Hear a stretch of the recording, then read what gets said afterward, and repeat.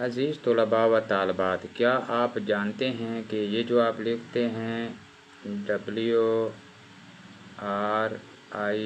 WRITE right, اس کا معنی کیا ہے؟ رائٹ کا معنی آپ جانتے ہوں گے، آپ نے گرامر میں پڑھا ہوگا کہ اس کا معنی آپ کرتے ہیں لکھنا۔ اسی طرح پلے PLAY پلے، اس کا معنی آپ نے پڑھا ہوگا گرامر میں کھیلنا۔ اسی طرح اور آسان ایک لفظ آپ کو بتاتا ہوں، ریڈ، READ ریڈ، اس کا معنی آپ نے گرامر میں پڑھا ہوگا کہ اس کا معنی ہے پڑھنا۔ تو یہ ہر گرامر میں ایسا لکھا ہوتا ہے، لیکن مائی سرچ، میری تحقیق کے مطابق یہ رائٹ کا معنی لکھنا نہیں ہے، پلے کا معنی کھیلنا نہیں ہے، ریڈ کا معنی پڑھنا نہیں ہے۔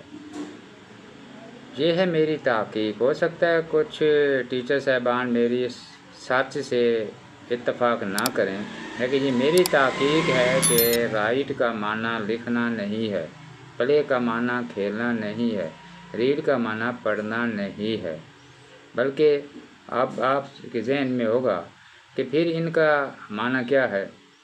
معنی اس کا یہ ہے، یہ جو رائٹ ہے، رائٹ کا معنی ہے لکھو۔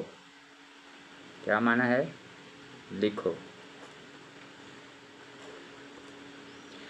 اسی طرح پلے کا معنی ہے کھیلو۔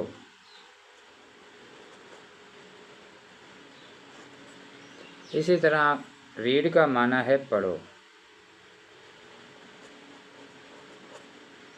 اب یہ میرا دعویٰ ہے، میری سچ ہے۔ اب اس پہ میں دلیل دیتا ہوں کہ جو فعل ہوتا ہے، ورب ہوتا ہے، اس کی 3 فارمز ہوتے ہیں۔ یہ آپ کو پتہ ہے، رائٹ، روٹ، ریٹن، پلے، پلیڈ، پلیڈ، ریڈ، ریڈ۔ اس کی 3 فارم ہوتی ہیں۔ جو پہلی فارم ہوتی ہے، اس کا معنی اگر اس کے شروع میں فاعل وغیرہ نہیں ہے، یا یہ الفاظ فعل کے کسی بھی سینٹنس فقرہ کے شروع میں آ رہے ہوتے ہیں، یا ہم اس کو عام حالت میں ایسے ہی بیان کرتے ہیں، تو رائٹ کا معنی ہوتا ہے لکھو، پلے کا معنی ہے کھیلو، ریڈ کا معنی ہے پڑھو۔ جب ہم نے معنی دینا ہوتا ہے اس نون الف نا کا، یہ جو نون الف نا اینڈ پہ نظر آ رہا ہے، اس کو اردو میں کہتے ہیں مصدر، اور انگلش میں کہتے ہیں انفینیٹیو۔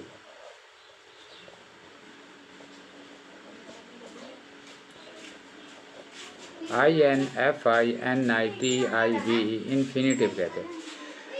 مصدر جو ہے، جب مصدری معنی ہم نے کرنا ہوتا ہے، نون الف نا کا معنی دینا ہوتا ہے، تو پھر ہمیں فعل کی جو پہلی فارم ہوتی ہے، اس کے پہلے ہمیں ٹو لگانا ہوتا ہے، to write, to play, to red.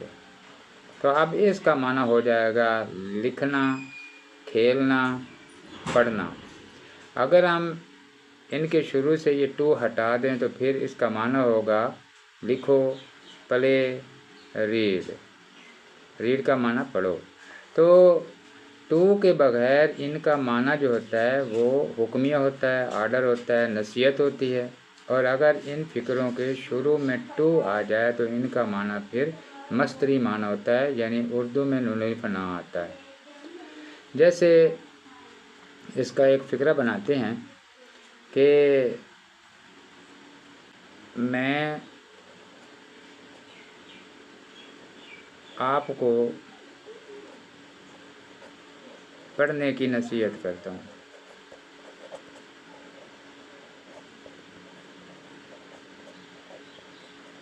اب اگر آپ نے ٹینس پڑھے میں یہ تا ہوں، یہ ہے فعل حال مطلق۔